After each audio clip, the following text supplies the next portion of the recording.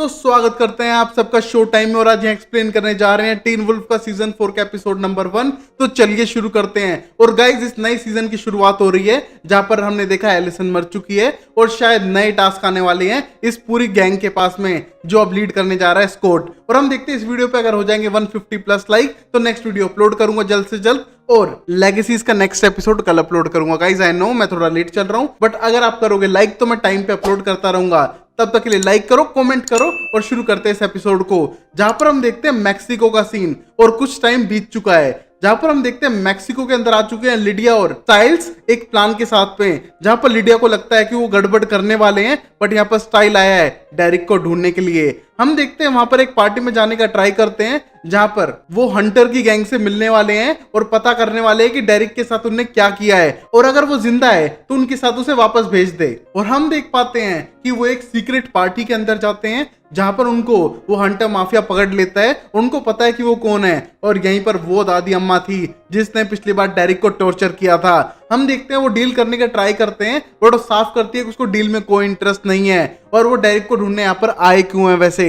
और यहाँ पर हम देखते हैं वो पहचान जाती है कि लिडिया एक बैंशी है और यहाँ पर उनके पास इतना सारा पैसा जापानीज माफिया वाला है। और हम देखते हैं ये सब सोचने के बाद दोनों डरने लगते हैं और साफ करते हैं वो हंटर कि तुम्हें अकेले यहाँ पर नहीं आना चाहिए था, तुम्हें नहीं लगता तुम्हारे लिए खतरनाक हो सकता है। बट तभी स्टाइल साफ करता है कि वो अकेला कहाँ है और तभी पता चलता है कि वो लेके आ चुका है कीरा को, मलिया को और उनके अल्फा स्कॉट को अपने साथ में यहाँ पर डेरिक की जान बचाने के लिए। और हम देखते हैं ये देख के बिल्कुल भी अच्छा नहीं लगता उस दादी अम्मा को क्योंकि वो एक हंटर है और उसको बिल्कुल भी पसंद नहीं है वेयरवुल्फ, स्पेशली उसकी पार्टी में और उसकी जगह पर। और ये देखने के बाद वो बहुत ज्यादा गुस्सा हो जाती है और वही हंटर्स को पटक पटक के मारते हैं तीनों और अंदर आने की ट्राई करते हैं बट तभी साफ करती है हंटर दादी कि वो ऐसे किसी को अंदर नहीं आने देगी उसकी मर्जी के बगैर। और वहां पर वुल्फ पेन फैला देती है पूरी पार्टी के अंदर जहां पर कोट भागने का ट्राई भी करता है बट तब तक लेट हो चुकी थी। और हम देखते हैं हंटर उनके पास आकर उन्हें मारना स्टार्ट करते हैं और यहाँ पर दादी भी आ चुकी है और यहाँ पर स्कॉट साफ करता है, बोलता है कि उसको कोई प्रॉब्लम नहीं थी, उससे उसे सिर्फ डेरिक चाहिए था और प्लीज डेरिक दे दो। बट वो साफ करती है कि उसके यहाँ पर आना उसकी सबसे बड़ी गलती थी। तुम कुछ महीने पहले बने अल्फा हो, तुम मेरी जैसी 40 साल पुरानी हंटर का मुकाबला नहीं कर सकते हो। और तभी समझ जाता है स्कॉट कि शायद इन्हें भी डेरिक के बारे में कुछ नहीं पता है और यहाँ पर इलेक्ट्रिक शॉक मारती है गुस्से में वो दादी और उसे बेहोश कर देती है। मतलब यहाँ पर डेरिक गायब हो चुका है, सब लोग को उसकी टेंशन है बट किसी को भी नहीं पता डेरिक गया कहाँ। और वहीं हम देखते हैं एक फ्लैशबैक का सीन जहां पर स्कॉट टेंशन में आ चुका है कि कहां पर गया डेरिक, हफ्ते हो चुके हैं वो गायब है। उसके लॉफ्ट में सब कुछ नॉर्मल लग रहा है बट वो गायब है और उसको पता करना पड़ेगा किसी डेरिक मुसीबत में तो नहीं है। और वहां पर हम देखते हैं उसे एक बॉक्स मिला था जिसके अंदर पिस्टल्स थी और हम देखते हो पिस्टल्स एक मैक्सिकन हंटर फैमिली से बिलोंग करती है जो है कैलिवर्स। उनके वेटनेरियन डॉक्टर एलन डिल्टन ने उसे दी थी। हम देखते हैं यहाँ पर लिडिया को अपनी बेंशी पावर यूज करने के लिए दी जाती है जहां पर वो पता लगाने का ट्राई करती है कि यहाँ पर डेरिक जिंदा है कि नहीं। और यहाँ पर वो नहीं बता पाती, वो जिंदा होता तो भी बता सकती थी, मरा होगा तो भी बता सकती थी बट उसे कोई फीलिंग ही नहीं आ रही है, ना शायद वो मरा है ना वो शायद वो जिंदा है बट वो किसी बड़ी मुसीबत में है। और यहाँ पर प्लान कर लेता है कोट कि वो यहाँ पर जाएगा डेरिक की जान बचाने के लिए मैक्सिको में। और हम देखते हैं इसी वजह से वो यहाँ मैक्सिको के इस क्लब में आए थे और उनके साथ ये सब हुआ। और यहाँ पर हम देखते हैं फैमिली जो कैलिवर है वो बहुत बुरे हंटर है और वो रूथलेस है, जब मार नहीं पाते हैं तो किसी को भी नहीं देखते हैं। और यहाँ पर अब पकड़ लिया है उन्हें स्कॉट को और यहाँ स्कॉट की आंख खुल चुकी है और वहां पर उसे बंद करके रखा हुआ है उसके दोस्तों के साथ जहां पर स्टाइल, कीरा और मलिया थे। हम देखते हैं यहाँ से वो लेके जा चुके हैं लिडिया को और जहां पर हमारी दादी हंटर पता करना चाहती हैं लिडिया से उसकी पावर के बारे में क्योंकि उसके बेंशी के बारे में ज्यादा नहीं पता बट उसे इतना पता है कि बेंशी डेथ को प्रिडिक्ट कर सकते हैं तो शायद वो उनकी हेल्प कर सके, उनके 2 गार्ड में से कौन सा मरने वाला है। और यहाँ पर वो साफ करती है कि उसको अपनी पावर के बारे में कुछ खास नहीं पता है और उसे इन सब में इन्वॉल्व ना करे। बट हम देखते हैं अपने एक गार्ड को मार डालती है और बोलती है इसने मुझसे कुछ चोरी किया था बट मुझे तुम्हारी पावर्स के बारे में जानना था। और यहाँ पर बहुत बुरी तरह से डर चुकी थी लिडिया कि ऐसे लोगों को मार सकती है बुढ़िया तो कुछ भी कर सकती है। और हम देखते हो जानना चाहती थी स्कॉट मैकॉल के बारे में कि वो कैसा लीडर है और कैसा अल्फा है वो। और हम देख पाते हैं यही स्कॉट मैकॉल यहाँ से बाहर निकलने की ट्राई कर रहा था बट वो कर नहीं पा रहा था, ना गेट खुल पा रहे थे। और यहाँ पर हम देखते हैं बाकी गार्ड्स आते हैं, उनको इलेक्ट्रिक शॉक मारते हैं और यहाँ से लेकर जाते हैं। और यहाँ पर ये दादी बहुत ही ज्यादा खतरनाक है और एक हंटर है जिसके पास 40 साल का एक्सपीरियंस है वेयरवुल्फ को अटैक करने का और मारने का। और अब ये सब हंटर लेके आ चुके थे कीरा और स्कॉट को एक रूम के अंदर, और यहाँ पर लिडिया भी आ चुकी थी। हम देखते हैं लिडिया को स्कॉट के साथ बांध देते हैं और यहाँ पर स्कॉट बोलता है कि मुझे पकड़ लो बट इन सबको जाने दो। और यहाँ पर दादी अम्मा साफ करती है कि वो ऐसे जाने नहीं देंगे किसी को भी। और यहाँ पर पता चल जाता है कि कीरा एक फोक्स है और उसके पास ह्यूमैनिटी है इलेक्ट्रिसिटी के खिलाफ, तो वो खुद डायल करेगी स्कॉट के लिए। और अगर वो नहीं करेगी तो यहाँ पर लिडिया को वो इलेक्ट्रिक शॉक मारने वाले हैं। और हम देखते हैं ये देखने के बाद साफ करता है स्कॉट कि ऐसा मत करना।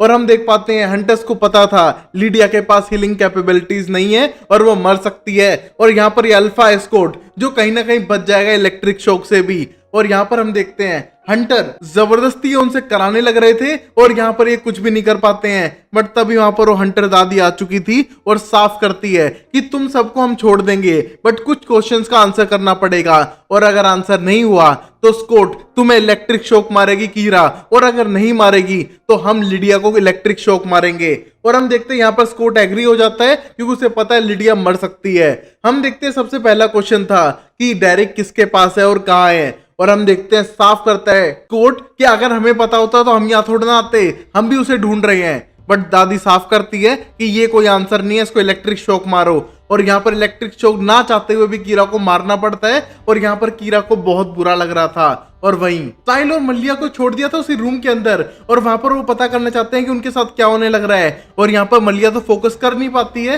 तो वो स्टाइल से बोलती है कि मैं कैसे फोकस करूं सुनने के लिए, मुझे अपनी पावर पे कंट्रोल नहीं है। और यहाँ पर वो सीधा स्टाइल को किस करती है क्योंकि गाइस मैंने कहा था यहाँ पर कोई मर रहा हो कुछ भी हो रहा हो इनको किस करनी जरूरी है। और यहाँ पर किस करने के बाद मल्लिया अपने आप को शांत करती है और सुनने की कोशिश करती है कि वहां पर उसे इलेक्ट्रिक शॉक देने लग रहे थे।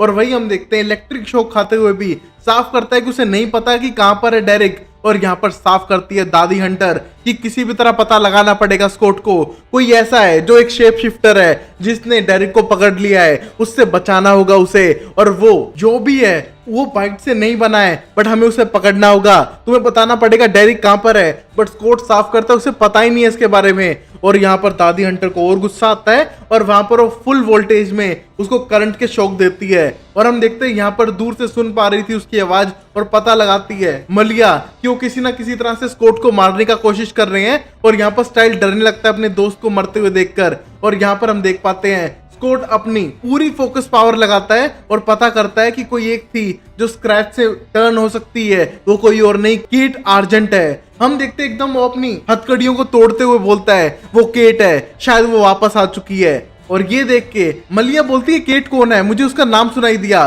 और यहाँ पर स्टाइल बोलता है वो तो जिंदा नहीं हो सकती है और वो वापस कैसे आ सकती है। और यहाँ देखते हैं स्टाइल की हालत खराब हो रही है क्योंकि कहीं ना कहीं उसे लगता है केट वापस आ गई है तो बहुत बड़ा खतरा वापस आ चुका है। और हम देखते हैं अगले ही सीन में केट को जिसने बांध के रखा हुआ है डेरिक को, जो किसी तरह की गुफा में खड़ी है और यहाँ पर उसके पास डेरिक है। हम देखते हैं डेरिक को उसने बांध के रखा हुआ है और शायद किसी कब्र के अंदर है और शायद वो डेरिक के साथ कुछ बुरा करने वाली है। और हम देखते हैं अगले सीन में हंटर दादी ने छोड़ दिया पूरे स्कॉट की टीम को और यहाँ पर स्कॉट बोलता है आप मुझे ऐसे ही छोड़ देंगी। और तभी हंटर दादी साफ करती है कि हाँ उसे उससे कोई पर्सनल प्रॉब्लम नहीं थी, वो बस जानना चाहती थी केट के बारे में और उसे बताना चाहती थी कि केट जिंदा है और उनका सबसे बड़ा खतरा बन चुकी है। और यहाँ पर उसी के पास डेरिक है और अब तक उसने 3-4 बंदे भेजे थे केट को ढूंढने के लिए जो अब तक जिंदा नहीं आए हैं, मतलब केट ने उन्हें मार दिया है और अब तुम जा सकते हो अपने दोस्त डेरिक को बचाने के लिए।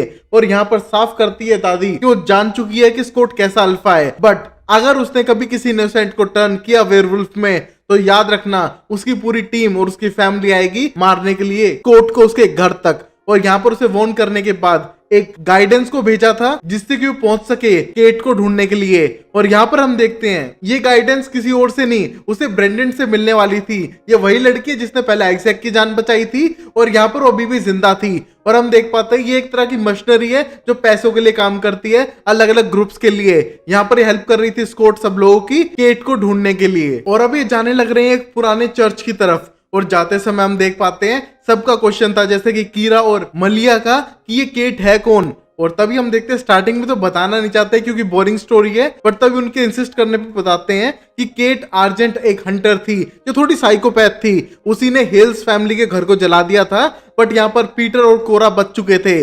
पीटर लंबे टाइम के लिए पैरालिसिस में चला गया था, बट जैसे ही वो होश में आया उसने अपनी खुद की भांजी को मार के अल्फा पावर हासिल कर ली। यहाँ पर स्कॉट को बिट किया, उसे वेयरवुल्फ में टर्न किया और एट लास्ट केट को मार दिया, बट उसकी मौत हुई नहीं थी। और हम देखते हैं स्कॉट साफ करता है कि जहां पर उसे दफनाया गया था वो सिर्फ एक खाली डिब्बा था और उसकी असली लाश को तो ये कैलावेरस फैमिली लेके जा चुकी थी मैक्सिको, क्योंकि उनने उसकी बॉडी को एग्जामिन किया और पता लगाया कि अल्फा के पंजों की मदद से उसके अंदर फिर से जान आने लगी है और वो मरी नहीं है बल्कि हील होने लग रही है। और फुल मून पे शायद वो पूरी तरह से टर्न हो जाए एक सुपरनेचुरल क्रीचर में, इसलिए उसको उसके साथ लेकर गए और उसको खुद की जान लेने के लिए कहा, क्योंकि हंटर्स का एक कोड है कि अगर कभी बाइट कर लिए जाओ तो अपने आप को खत्म कर लो। बट हम देखते हैं केट ने ऐसा नहीं किया, उसने प्लान किया अपनी जान बचाने के लिए। जहां पर उसने नाटक किया कि वो मर चुकी है, उसने अपने आप को मार लिया है, बट वो अभी मरी नहीं थी। उसका प्लान कामयाब भी होता है, वहां के लोगों को मार के 7-8 लोगों को वहां से भाग चुकी थी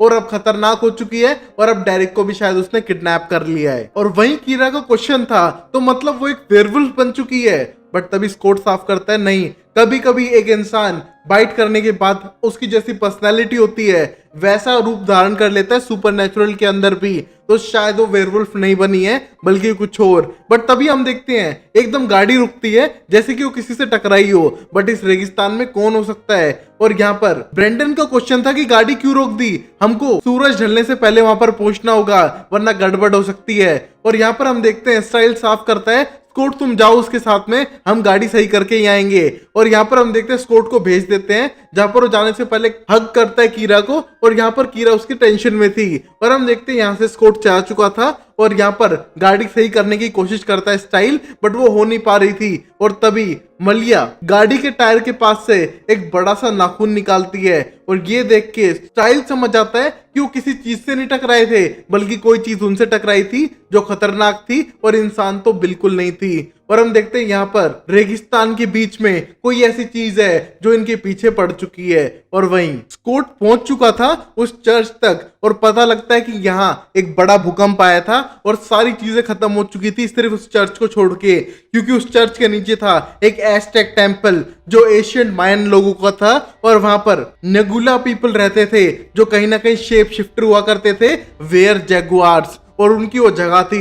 और कहीं ना कहीं केट भी यहीं हो सकती है और वो पहली बार यहाँ पर आई है क्योंकि यहाँ तक भी कोई पहुंच नहीं पाया है। और ये दोनों जाने लगते हैं उसके पास में और अब रात होने लगी थी। यहाँ पर स्टाइल अपनी गाड़ी सही करने की कोशिश करता है और यहाँ पर लिडिया साफ करती है गाड़ी को छोड़ो और चलते हैं, बट साफ करता है स्टाइल्स, लड़की होगी बाद में, पहले गाड़ी इंपॉर्टेंट है, उसको छोड़ के वो कहीं नहीं जाने वाला है। और वो अपनी गाड़ी सही करने लगता है और यहाँ पर हम देखते हैं मलिया को अजीब सा लगने लगता है जैसे कि यहाँ पर कोई और भी है। और यहाँ पर कीरा अपनी तलवार चमकाने लगती है रोशनी करने के लिए क्योंकि चारों तरफ अंधेरा ही अंधेरा था और वहां पर उन्हें दिखाई देता है एक स्कल और हम देखते हैं उसका पीछा करने लगती है मलिया क्योंकि वो जंगली जानवरों की तरह भागने लग रही थी जो कहने पे भी नहीं रुकती है। और हम देखते हैं उसके पीछे कीरा जाती है बट लिडिया साफ मना करती है स्टाइल से जाने के लिए, कहती है तुम ह्यूमन हो, तुम पिटोगे भी और मरोगे भी, इससे बेटर अपनी गाड़ी जल्दी सही करो। और हम देखते हैं अपनी गाड़ी सही करने लगता है और यहाँ पर कीरा ढूंढने लगती है मलिया को, बट जब तक मलिया मिलती है उसकी हालत खराब हो चुकी थी, किसी ने उसको बहुत बड़ा कट दे दिया था जिसकी वजह से वो चल भी नहीं पा रही थी। और हम देखते हैं साफ करते हैं कि यहाँ पर कोई चीज है जो बहुत ज्यादा फास्ट है, भयानक है और खतरनाक है और उसने उसे कट दिया है और यहाँ से भागने की प्लानिंग करते हैं। और यहाँ पर स्कॉट उस बिल्डिंग में घुस चुका है और यहाँ पर वो बोलती है कि तुम्हें कोई स्मेल आ रही है और वो बोलते हैं नहीं मुझे स्मेल नहीं आ रही है, बट तुम इन हंटर्स के लिए क्यों काम कर रही हो बाय द वे। और तभी वो बोलती है कि जो पैसा देगा उसके लिए काम करेगी, चाहे कल को कोई पैसा दे तुम्हें मारने के लिए तो वो भी कर सकती है, वो उसे सिर्फ पैसे से मतलब है। और यहाँ पर उसको स्मेल आ रही है तो बताए, बट हम देखते हैं स्कॉट बोलता है नहीं यहाँ उसे कोई स्मेल नहीं आ रही है, बट उसे लग रहा है कोई ऐसी चीज की स्मेल है जो इंसान तो बिल्कुल नहीं है। और हम देखते हैं वो बिल्डिंग के अंदर जाने की कोशिश कर रहे थे जो पूरी तरह से तबाह हो चुकी थी और हम देख पाते हैं वो बेसमेंट में जाके चेक करना चाहते हैं, बट हम देख पाते हैं वहां पर कुछ चीजें हिलने लग रही हैं जैसे कि कोई कंकाल हो। और ये देख के वो आगे पीछे बढ़ने लगते हैं बट उन्हें पता नहीं चल रहा है कि वहां पर क्या चीज है। और यहाँ पर साफ करती है ब्रेडन कि कीरा शायद उस पर क्रश करती है और स्कॉट को उसे किस कर देना चाहिए था ना कि हग। और यहाँ पर स्कॉट बोलता है नहीं ऐसा कुछ नहीं है, वो सिर्फ दोस्त है। और हम देखते हैं आगे बढ़ने लगते हैं उस गुफा के अंदर जो उस चर्च के नीचे बनी हुई थी। और स्कॉट को लगने लगता है कि उन्हें कोई देख रहा है, उनके आसपास कोई है। और यहाँ पर ब्रेंडन गन चलाने लगती है बट उसका असर नहीं हो पा रहा था। और यहाँ पर हम देखते हैं उनपे कोई अटैक कर रहा है और ये देख के दोनों डरे हुए हैं। और तभी स्कॉट गुर्राने लगता है और हम देखते हैं उसके गुर्राहट से वहां के कुछ दीवारें टूट के नीचे गिरने लगती हैं और रास्ता बंद हो चुका था। और हम देख पाते हैं दूसरी तरफ जहां पर एक बड़ा सा सिंबल बना हुआ है एस्टेक जैगवार गोल्ड का। और हम देखते हैं इस सिंबल को देखने के बाद वहां पर जाके उसे तोड़ते हैं और अंदर देख के हैरान हो जाते हैं। और यहाँ पर हम देखते हैं स्टाइल भी पहुंच चुका था उस लोकेशन पर। और हम देखते हैं यहाँ पर लेकर आ चुके हैं एक बंदे को बाहर। और हम देखते हैं ये डेरिक जितना हट्टा कट्टा नहीं लग रहा है, तो मतलब ये शायद डेरिक नहीं है। और यहाँ पर स्टाइल पहुंच चुका है पूरी टीम को लेके और वो बोलते हैं यही है क्या डेरिक। और हम देखते हैं वो कोई और नहीं, यंग डेरिक था। और हम देखते हैं किसी तरह केट ने डेरिक को कम उम्र का कर दिया है या फिर टाइम ट्रेवल किया है, ये सब देखेंगे अगले एपिसोड में। और यहाँ पर स्टाइल कंफ्यूज है कि टीनेजर डेरिक कैसे आ गया यहाँ पर। और यहीं पर एपिसोड खत्म होता है जहां पर रियल डेरिक जा चुका है और ये यंग डेरिक वापस आ चुका है आज की टाइमलाइन में। शायद कोई गजब होने वाला है या फिर कोई टाइम ट्रेवल, देखते हैं अगले एपिसोड में। तब तक के लिए लाइक करो, चैनल को सब्सक्राइब करो। और गाइस 150 प्लस का टारगेट है तो प्लीज कंप्लीट कर देना। तब तक के लिए take care, bye bye, sayonara and Tata.